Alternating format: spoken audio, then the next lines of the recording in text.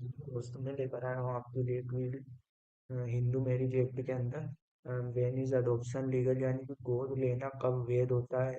इसमें जो 9 पॉइंट है ये वीडियो ज़्यादा लंबा होने वाला नहीं है, बस छोटा सा वीडियो है। आपको एकदम इजी लैंग्वेज में समझ आ जाएगा। इसमें 9 पॉइंट है। तो अडॉप्शन ऑप्शन, जैसे कि एक पुत्र को गोद कब लिया जा सकता है, किन शर्तों के बीच में बेटी को गोद लेना। तो चलिए शुरू करते हैं, पॉइंट अपन आगे ही देख लेंगे। तो जो वीडियो था कि गोद लेना कब वैध है, तो गोद लेने के हिंदू कानून के तहत केवल एक हिंदू ही बच्चे को गोद ले सकता है, यानी कि हिंदू कानून के तहत एक जो हिंदू ही बच्चे को गोद ले सकता है। और बच्चे को और कोई गोद नहीं ले सकता, यानी कि और भी ले सकता है, पर हिंदू कानून के तहत तो एक बच्चे को एक हिंदू परिवार ही गोद ले सकता है यदि वहाँ अधिनियम की धारा 6 में निर्धारित अनिवार्यता का पालन करता है। जो धारा 6 में दी गई है, अगर उन धाराओं का वो पालन करता है, उसमें जो शर्तें दी गई हैं अगर वो उनका पालन करता है, दत्तक माता पिता के पास गोद लेने की क्षमता और अधिकार है। बच्चे को गोद लेने के लिए छोड़ने वाला व्यक्ति के पास ऐसी क्षमता है, और गोद लिया जा रहा व्यक्ति गोद लेने की क्षमता रखता है, और गोद लेना अधिनियम के अनुपालन में किया जाता है, और इन आवश्यकताओं को पूरा करने पर ही गोद लेना वैध होता है। यानी कि जो आवश्यकताएं दे रखी हैं, इनको पूरा करने के बाद ही गोद लिया जा सकता है। लेकिन जो एक शर्त है, शर्त ये भी देखिए, हिंदू दत्तक ग्रहण और भरण पोषण अधिनियम वैध दत्तक ग्रहण के लिए नियमों का एक सेट निर्धारित करता है जिसका अनुपालन किया जाना चाहिए। जैसा कि एक पुत्र को गोद लेना के लिए क्या करना पड़ता है, तो अधिनियम की धारा 11(1) में कहा गया है, 11 के सब क्लॉज 1 में निर्धारित किया गया है, यानी कि बताया गया है। यदि कोई हिंदू पुरुष या महिला बेटा गोद लेना चाहती है, तो गोद लेने के समय उनके पास जीवित बेटा, पोता या परपोता भी नहीं होना चाहिए। यानी कि जो एक हिंदू पुरुष या महिला होती है, वो अगर किसी बच्चे को पुत्र को गोद लेती है, तो उनके पास जीवित बेटा, पोता या परपोता नहीं होना चाहिए। वो तभी एक पुत्र को गोद ले सकते हैं। यह अप्रासंगिक है कि बेटा वैध है, नाजायज है या दत्तक है, उनका पहले से कोई जीवित पुत्र नहीं होना चाहिए।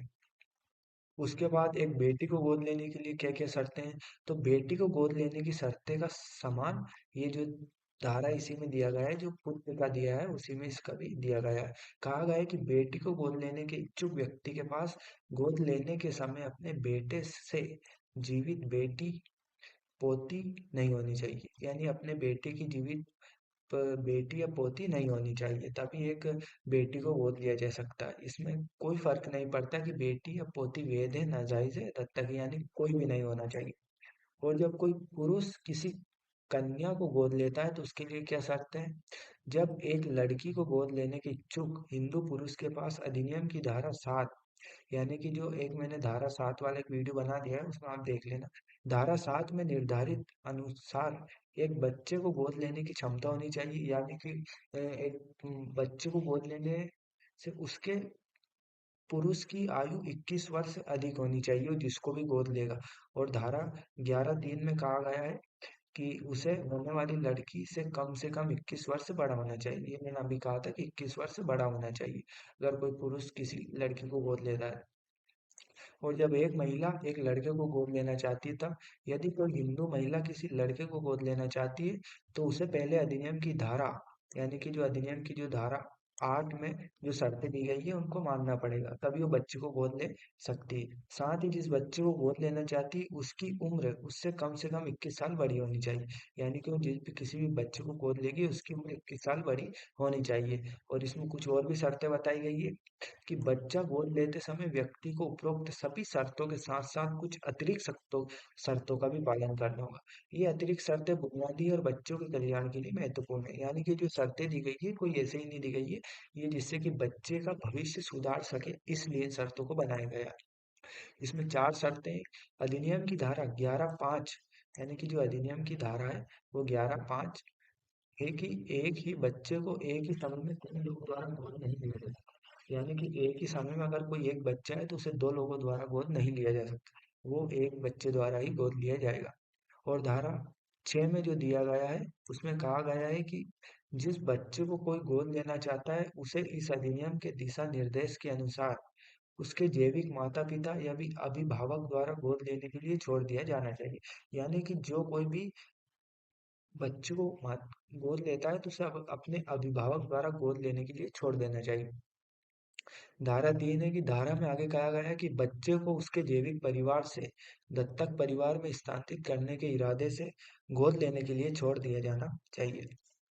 किसी परित्यक्त बच्चे के मामले में या उसके माता-पिता अज्ञात है, इरादा उसे उस स्थान या परिवार से स्थानांतरित करने का होना चाहिए, जहाँ उनका पालन-पोषण हुआ है। और गोद लेने के प्रभाव। गोद लेने से पहले का जीवन कई मायनों में पूरी तरह बदल जाएगा। वह नए परिवार का हिस्सा बन जाता है और संपत्ति में भी उसका अधिकार होता है। यानी कि जो गोद लिया जाता है, वो उसका एक नया परिवार बन जाता है उसका, और उसका संपत्ति में भी अधिकार हो जाता है। जिस किसी को भी गोद लेंगे उसको संपत्ति में भी अधिकार हो जाएगा। और इस अधिनियम की धारा 12 में कहा गया है कि जब किसी बच्चे को गोद लिया गया हो तो उन्हें सभी उद्देश्यों के लिए अपने दत्तक माता पिता की संतान माना जाएगा। यानी कि जिसे भी गोद लिया गया है उसे अपने दत्तक माता पिता की संतान माना जाएगा, के पास सभी पैतृक दायित्व और अधिकार होंगे। उस जो बच्चे को गोद लिया गया है उसके पास सभी पैतृक और अधिकार दायित्व होंगे। बच्चे के पास बेटे बेटी के सभी अधिकार और दायित्व होंगे। यानी कि जिसे गोद लिया गया है उसके पास बेटे बेटी के सभी दायित्व होंगे। हालांकि कुछ शर्तें हैं जिनका बच्चे को गोद लेने के बाद पालन करना होगा, जैसे जैसे कुछ शर्तें हैं जिसे बच्चे को गोद लेने के बाद उसे पालन करना होगा। बच्चे को जिनका पालन करना होगा, उसे अपने जैविक परिवार से किसी के साथ अनाचरण संबंध नहीं रखना चाहिए और अपने जन्म परिवार से किसी से विवाह नहीं करना पड़े। यानी कि वो जिस परिवार से आया गया है उसमें वो विवाह नहीं कर सकता जब तक कि उसकी 5 पीढ़ी कंप्लीट नहीं हो जाती। सापेक्ष संबंध के संबंध में हिंदू विवाह अधिनियम 1955 के नियम उनके जन्म परिवार के प्रति उन पर लागू होंगे। और यदि गोद लेने से पहले बच्चे के पास कोई संपत्ति थी तो वहां बाद में भी उसके कब्जे में रहेगी। यानी कि जो संपत्ति बच्चे के पास थी, बच्चे के पास जो संपत्ति गोद लेने से पहले उसके पास जो संपत्ति थी वो गोद लेने के बाद भी रहेगी। ऐसी संपत्ति उस पर कुछ दायित्व ला सकती है और वह सभी दायित्वों के लिए उत्तरदायी होगा। यानी कि जो संपत्ति है वो उन संपत्ति का उसके ऊपर कुछ दायित्व पड़ सकता है। वहाँ अपने जैविक परिवार का भरण पोषण करना भी शामिल है। गोद लिया गया बच्चा अपने जन्म के परिवार के किसी भी सदस्य को किसी भी संपत्ति से वंचित नहीं करेगा जो गोद लेने से पहले उसके पास थी। यानी कि जो गोद लिया गया बच्चा है उसके जन्म के परिवार के समय किसी भी सदस्य को किसी भी संपत्ति से वंचित नहीं करेगा। यानी कि जो गोद लिया है बच्चा है वो उसकी संपत्ति से किसी को भी बेदखल नहीं करेगा या वंचित नहीं करेगा।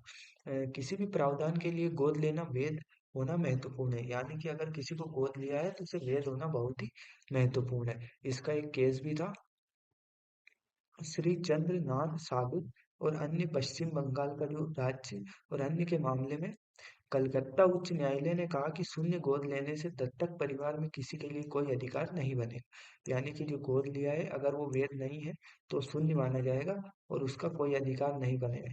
ना ही उसका संपत्ति में अधिकार बनेगा, उसका किसी में भी अधिकार नहीं बनेगा।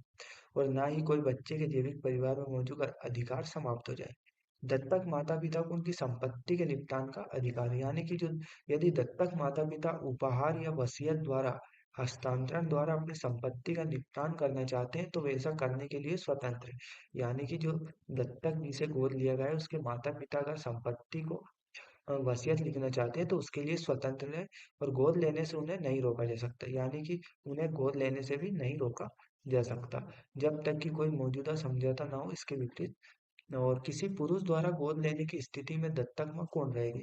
यानी कि जब एक पुरुष किसी बच्चे को गोद लेता है तो उसकी माँ कौन रहेगी? जैसे कि हम पहले चर्चा कर चुके हैं कि जिस हिंदू पुरुष की पत्नी जीवित हो उसे बच्चा गोद लेने के लिए उसकी सहमति लेनी होगी। यानी कि अगर उसकी पत्नी जीवित है तो उसे बच्चा गोद लेने के समय उसकी अनुमति लेनी या सहमति लेनी पड़ेगी। इसका पॉइंट है कि अधिनियम की धारा 14(1) यानी कि जो धारा 14(1) में बताया गया है कि, कि ऐसे मामलों में पत्नी को गोद लिए गए बच्चे की मां माना जाएगा। यानी कि जो गोद लिए गए हैं वो पत्नी को ही उस बच्चे की मां मानी जाएगी। और क्योंकि माँ की यानी कि पत्नी की सहमति जरूरी होती है। यदि बच्चे को गोद लेने वाले पुरुष की कई पत्नियां हैं, यानी कि जो तो जैसा कि दूसरे में दिया गया है कि उसकी कई पत्नियां हैं, तो सबसे बड़ी जो पत्नी रहेगी के लिए माँ माना जाएगा, यानी कि जो सबसे वरिष्ठ पत्नी को ही उस बच्चे की माँ माना जाएगा। और जबकि जो अन्य पत्नियां रहेगी उन्हें जैसा कि धारा यानी कि 14(2) में कहा गया है, बताया गया है कि उनको सौतेली माँ का दर्जा मिलेगा। अगर उसकी कई पत्नियां हैं तो बड़ी वाली वरिष्ठ यानी कि जो बड़ी पत्नी है उसको माँ माना जाएगा, और जो बाकी की पत्नियां हैं उनको सौतेली माँ का दर्जा दिया जाएगा।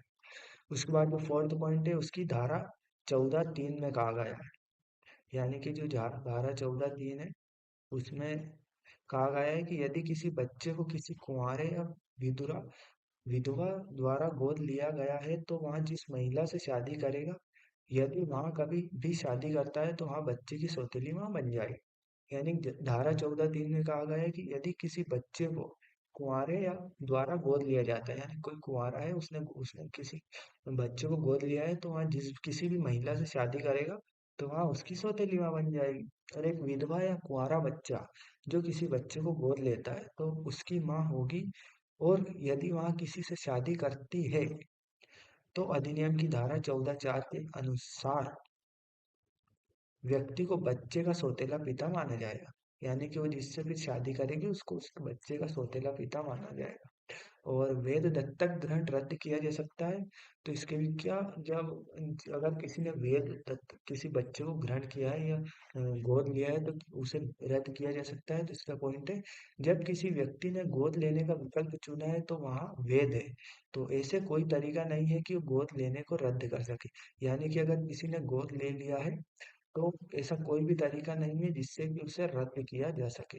और अधिनियम, और जिसका दूसरा पॉइंट है, अधिनियम की धारा 15 में स्पष्ट रूप से कहा गया है कि ना तो माता पिता वेद गोद लेने को रद्द कर सकते हैं और ना ही बच्चे को अपने गोद लेने को त्यागने और अपने जैविक परिवार में लौटने का कोई अधिकार है। जब किसी बच्चे को गोद ले लिया जाता है तो उसके जो माता पिता रहते हैं वो बच्चे को गोद को रद्द नहीं कर सकते, और ना ही बच्चे को कोई अधिकार है कि वो अपने जैविक परिवार में वापस लौट आए गोद लेने के बाद।